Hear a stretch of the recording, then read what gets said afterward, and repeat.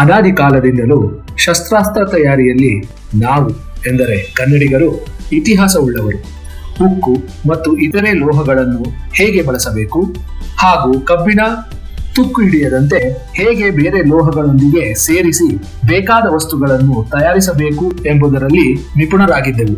ಆದರೆ ಕಾಲಕ್ರಮೇಣ ವಿಚಾರಗಳು ನಶಿಸಿ ಹೋಗಿದೆ.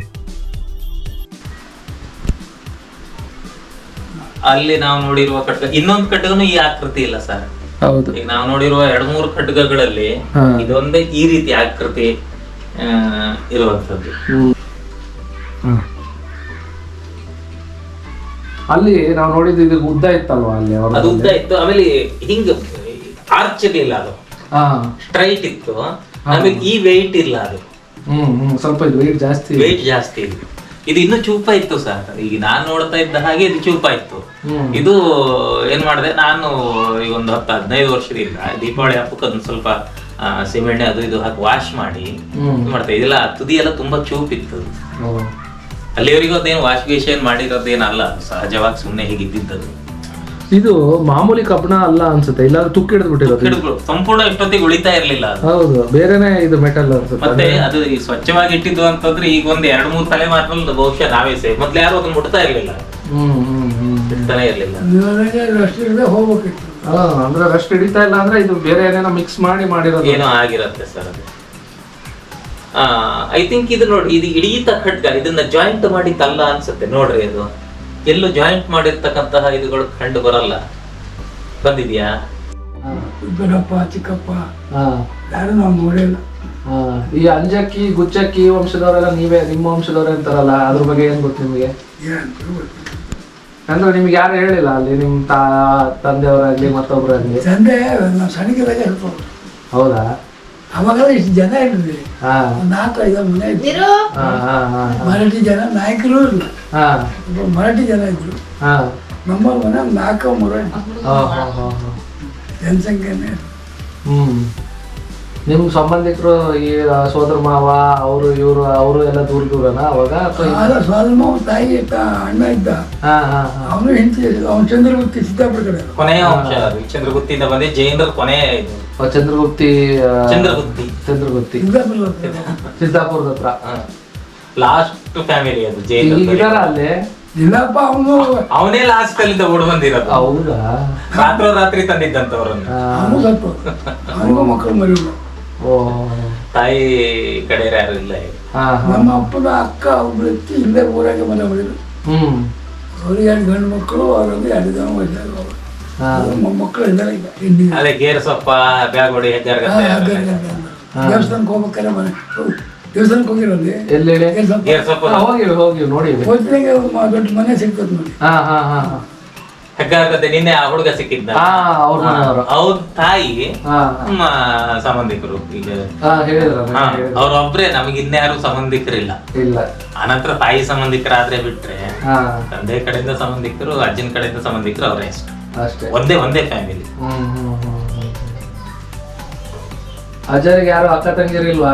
ನಮ್ ಗಂಡು ಮಕ್ಕಳು 4 ಜನ ಹೆಣ್ಣಿಲ್ಲ. ಬರೀ ಗಂಡು ಮಕ್ಕಳ? ಅಕ್ಕ ತಂಗಿರಿಲ್ಲ. ಬಿದಿರು ಇದನ್ನು ಬಳಸಿ ಬಹಳಷ್ಟು ಪರಿಕರಗಳನ್ನು ಮನೆಯನ್ನು ಕಟ್ಟುವ ಕೆಲಸಕ್ಕಾಗಿ ದಿನನಿತ್ಯದ ಅವಶ್ಯಕತೆಗಳಿಗೆ ಬಳಸುವುದು ಕಾಲಾನುಕಾಲದಿಂದ ನಡೆದುಕೊಂಡು ಬಂದಿರುವಂತಹ ಪದ್ಧತಿ. ಬಿದಿರನ್ನು ಬುಟ್ಟಿಗಳನ್ನಾಗಿ ಹಾಗೂ ಕೆಲವು ಅಡಿಗೆ ಸಾಮಗ್ರಿಗಳನ್ನು ಬಳಸುವ ಬುಟ್ಟಿಗಳನ್ನು ಈ ನಮ್ಮ ಮಲೆನಾಡು ಭಾಗದಲ್ಲಿ ಜಾಸ್ತಿ ಬಳಕೆಯಲ್ಲಿರ್ತಕ್ಕಂತಹ ಬುಟ್ಟಿ ಅದು. ಈ ಹಬ್ಬ ಅಥವಾ ಈ ಹೊಲಕ್ಕೇನಾದ್ರು ಪೂಜೆ ಮಾಡುವ ಸಂದರ್ಭದಲ್ಲಿ ಈ ಬುಟ್ಟಿಯಲ್ಲಿ ಈ ಧಾನ್ಯಗಳನ್ನಿರ್ಬಹುದು ಅಥವಾ ಆಹಾರಗಳಿರ್ಬಹುದು, ಈ ಭೂಮಿ ಹುಣ್ಣಿಮೆ ಸಂದರ್ಭದಲ್ಲಿ ಭೂಮಿಗೆ ಬಾಗಿನ ಅರ್ಪಿಸುವಂಥದ್ದು ಅಥವಾ ಬೈಕೆ ತೀರಿಸೋದು ಅಂತಿದೆಯಲ್ಲ, ಆವಾಗೆಲ್ಲ ಇಂತಹ ಬುಟ್ಟಿಗಳಲ್ಲಿಯೇ ಆಹಾರ ಪದಾರ್ಥಗಳನ್ನು ಹೊತ್ಕೊಂಡು ಹೋಗುವಂಥದ್ದು. ಇದನ್ನು ಜಾಸ್ತಿ ಯಾರು ಮಾಡ್ತೀರಪ್ಪ ಅಂತಂದ್ರೆ ಈ ಕುಣಿಬಿ ವರ್ಗದವರು, ಅಂದ್ರೆ ಕುಂಬ್ರಿ ಮರಾಠಿ ಅಂತೀವಲ್ವಾ, ಅವ್ರು ಜಾಸ್ತಿ ಮಾಡ್ತಿದ್ರು. ಈಗ ಅವರು ಆ ಒಂದು ಪದ್ಧತಿಯನ್ನ ಕಡಿಮೆ ಮಾಡ್ಕೊಂಡಿದ್ದಾರೆ. ಅದ್ರ ಬಗ್ಗೆ ಅವರಿಗೂ ಸಹ ಆಸಕ್ತಿ ಇಲ್ಲ. ಅದ್ರ ಬಳಕೆಯೂ ಸಹ ಇಂದು ಬಹಳಷ್ಟು ಕಡಿಮೆ ಆಗಿದೆ. ಅದನ್ನ ಆಡು ಭಾಷೆಯಲ್ಲಿ ಅಕ್ಕಿ ತೊಳೆಯ ಮುಟ್ಟಿ ಅಂತ ಹೇಳಿ ಕರೀತಾರೆ. ಅಂದ್ರೆ ಅದ್ರ ರಂಧ್ರಗಳಿದಾವಲ್ಲ, ಅತಿ ಸಣ್ಣ ಪ್ರಮಾಣದಲ್ಲಿ ಬಿಟ್ಟಿರ್ತಾರೆ ಅವರು.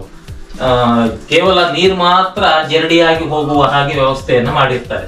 ಆದ್ರೆ ಈ ಬುಟ್ಟಿ ಅಷ್ಟೊಂದು ತುಂಬಾ ಸಣ್ಣ ರಂಧ್ರಗಳನ್ನೇನು ಹೊಂದಿಲ್ಲ. ಇದು ಸ್ವಲ್ಪ ದೊಡ್ಡ ರಂಧ್ರಗಳನ್ನೇ ಹೊಂದಿದೆ. ಇದನ್ನ ಈ ಸೀರಲು ಬೆತ್ತ ಅಂತ ಹೇಳಿ ಕರೀತಾರೆ, ಚಿಕ್ಕ ಬೆತ್ತ.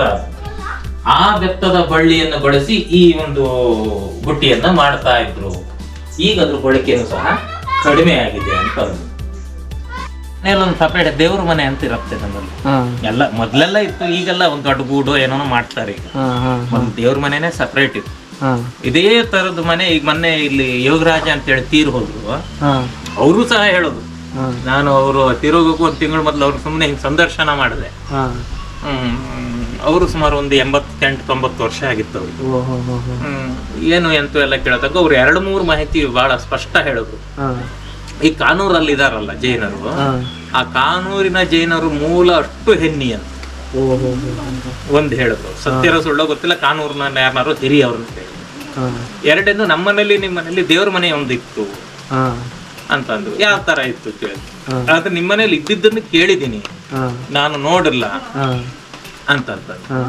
ಹಾಗಾದ್ರೆ ನಿಮ್ಮನೆಯಲ್ಲಿ ಹೇಗಿತ್ತು ಕೇಳಿದೆ. ನಮ್ಮನೇಲಿ ಒಂದು ಸಪರೇಟ್ ಆಗಿರ್ತಕ್ಕಂಥ ಒಂದು ಮನೆ ಇತ್ತು. 4-5 ಇಷ್ಟಿಷ್ಟ ಎತ್ತರ ತೀರ್ಥಂಕರ ಮೂರ್ತಿಗಳಿದ್ವು. 2 ಮೂರ್ತಿಯನ್ನ ನಾವು ಬಿದ್ರೂರಿಗೆ ಕೊಟ್ಟಿದೀವಿ, ಪೂಜೆ ಮಾಡೋದಕ್ಕೆ ಆಗೋದಿಲ್ಲ. ಅವಾಗೆಲ್ಲ ಪೂಜೆ ಮಾಡೋದು ನಮ್ಮಲ್ಲಿ ಕಡಿಮೆ ಆಗ್ಬಿಟ್ಟಿದ್ವಿ ಅಂತಂದು ಹೇಳಿ ಅಂತಂದ್ರು. ಹಾಗಾದ್ರೆ ನಿಮ್ಮನೇಲೂ ಹಾಗೆ ಇತ್ತಂತ. ಅವಾಗ ನಮ್ಮಲ್ಲಿ ದೊಡ್ಡಪ್ಪ ಹೇಳಿದ ಲಿಂಕ್ ನನಗೆ ಆ ಮೂರ್ತಿಗಳೆಲ್ಲ ಇದ್ವು. ಇವನ್ ಏನು ಮಾಡದ, ಇಲ್ಲಿಂದ ಹೋಗ್ಬೇಕಾದ್ರೆ ಈ ತಾಮ್ರ ಫಲಕಗಳು, ತಾಮ್ರ ತಗಡುಗಳು, ಸುಮ್ಮನೆ ತಗಡುಗಳಿವೆ, ಅದ್ರ ಮೇಲೆ ಬರ್ದಿರ್ತಾರೆ, ಏನೋ ಬರೆದಿರ್ತಾರೆ. ದಾನದತ್ತಿ ಕೊಟ್ಟಂತ ಏನೋ ಇರುತ್ತೆ. ಅಂದ್ರೆ ರಾಜಮನೆತನದಿಂದ ನಿಮ್ಮ ವಂಶಕ್ಕೆ ಅಥವಾ ನಿಮ್ಮ ಇದು ಕುಟುಂಬಕ್ಕೆ ಇಷ್ಟು ಜಾಗಗಳನ್ನ ದೇಣಿಗೆಯಾಗಿ ಕೊಟ್ಟಿದೀವಿ ಅಥವಾ ನೀವು ಬಳಸ್ಕೋಬಹುದು ಅನ್ನೋ ಒಂದು ಪತ್ರದ ರೀತಿ ಅದು. ಏನೋ ಒಂದು ಪತ್ರ ಇತ್ತ. ಅದನ್ನೆಲ್ಲ ಇವನ್ ಏನ್ ಮಾಡದ ಅಂದ್ರೆ ಇಲ್ಲಿಂದ ಹೋಗ್ಬೇಕಾದ್ರೆ ಗೇರ್ ಸಪೋರ್ಟ್ ತಗೊಂಡದ. ಅವರು ಮನೆಯಲ್ಲೆಲ್ಲ ಏನಂತ ಅಂದ್ಕೊಂಡ್ರು, ತಾಂಡ್ ಹೋಗ್ತಾನೆ ಮನೆಗೆ ಇದು ಗೇರ್ ಸಪೋರ್ಟ್ ದೇವ್ರು. ಹೇಗಾದ್ರು ಅವಾಗ ಅಲ್ಲೇನಾಗ್ಬಿಡತ್ತೆ ಅಂದ್ರೆ ಮಂಜಯ್ ಶೆಟ್ಟಿ ಅಂತ ಇದ್ದ ಇದ್ನಂತೆ. ಆ ಮಂಜಯ್ ಶೆಟ್ಟಿ ಈಗೇನು ಪುರೋಹಿತರು ಇದಾರಲ್ಲ ಬಿದಿರೂರಲ್ಲಿ, ಅವ್ರು ನಮ್ಮ ಪುರೋಹಿತರು ಅಲ್ಲ ಆಗಿತ್ತು. ಆ ಮಂಜಯ್ ಶೆಟ್ಟಿ ಅನ್ನೋವಾಗಿನಂತೆ. ಆ ಮಂಜಯ್ ಶೆಟ್ಟಿ ಏನಾಗ್ತಾನೆ, ಇದ್ದಕ್ಕಿದ್ದಂಗೆ ತೀರ್ ಹೋಗ್ತಾರ ಅವ್ರು. ಗಂಡ ಹೆಂಡ್ತಿದ್ರು ರಾತ್ರಿ ಏನಾಗಿ ಹೋಗಿದ್ರು ಏನೋ ಗೊತ್ತಿಲ್ಲ. ಅದು ಹೇಳುತ್ತೆ, ಅದು ತೀರ್ ಹೋಗಿದ್ದು ಹೌದು. ಹೆಗ್ಗಾರ್ ಗದ್ದೆ ಅಜ್ಜಿನೂ ಸಹ ಅದನ್ನೇ ಹೇಳ, ಇಲ್ಲ ಅವ್ನು ರಾತ್ರಿ ತೀರಿ ಏನೇ ಅಂತ. ನಮ್ಮಲ್ಲಿ ದೊಡ್ಡಪ್ಪ ಹೇಳಿದ್ದು ಅದಯ್ಯ, 2 ಸತ್ಯ ಬಂತಲ್ಲಿ. ಅವನು ತೀರ್ ಹೋದ. ಅವನು ಯಾರ್ಯಾರ ಮನೆಗೆ ಕುಲಪುರೋಹಿತ ಇದ್ದ, ಒಂದು ನಮ್ಮ ಮನೆಗೆ, ಇನ್ನೊಂದು ಹೆಗ್ಗಾರ್ ಗದ್ದೆಯವ್ರ ಮನೆಗೆ, 2. ಹಾಗಂತ ಬ್ಯಾಗೋಡಿಯವ್ರ ಮನೆಗೆ ಅವನಲ್ಲ ಪುರೋಹಿತ. ಬ್ಯಾಗೋಡಿಯವರ ಮನೆಗೆ ಅವನ್ ಪುರೋಹಿತ ಅಲ್ಲ. ಬ್ಯಾಗೋಡಿಯವರ ಮನೆ ಅಂತಂದ್ರೆ ನಮ್ಮ ಅಪ್ಪನ ಸೋದರತ್ತೆಯ ಮಕ್ಕಳು. ಬ್ಯಾಗೋಡಿಯವ್ರ ಮನೆ ಅಂದ್ರೆ ಸೋದರತ್ತೆಯ ಮಕ್ಕಳು. ಅವ್ರಿಗೆ ಪುರೋಹಿತ ಅಲ್ಲ, ನಮ್ 2 ಮನೆ ಪುರೋಹಿತ ಅವನು. ಆದ್ರೆ ಅವನು ನಮ್ಮಲ್ಲಿ ಪೌರೋಹಿತ್ಯವನ್ನ ಮಾಡಿದ್ರೆ ಅವನಿಗೇನು ಕೊಡ್ತಾ ಇರ್ಲಿಲ್ಲ. ನಾವು ಕೊಡ್ತಾ ಇರ್ಲಿಲ್ಲ, ಹೆಗ್ಗಾರ್ ಗದ್ದೆಯವರು ಸಹ ಕೊಡ್ತಾ ಇರ್ಲಿಲ್ಲ. ಅವನ್ ತೀರು ಹೋದ ಬಳಿಕ ಏನಾಗತ್ತೆ, ಅಲ್ಲಿ ಪೂಜೆ ಮಾಡೋದಿಲ್ಲ.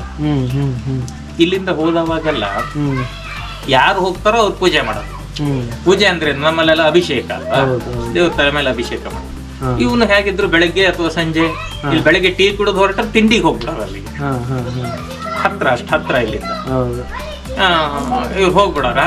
ಹೋಗ್ಬೇಕಾದ್ರೆ ಇವನು ಈ ತಾಮ್ರ ತಗಡುಗಳು ಇದೆಲ್ಲ ತಗೊಂಡೋಗ್ತಾರೆ.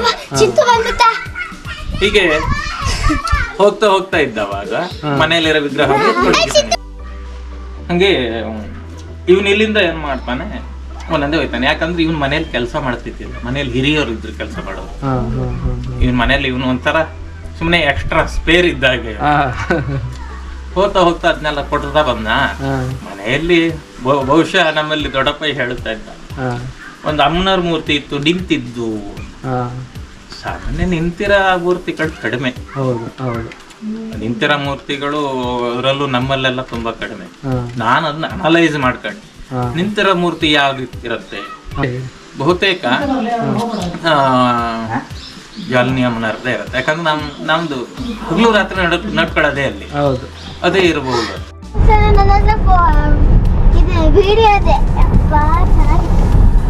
ಮನೇಲಿ ಆಟ ಆಡಿ ತುಂಬಾ ಚೆನ್ನಾಗಿ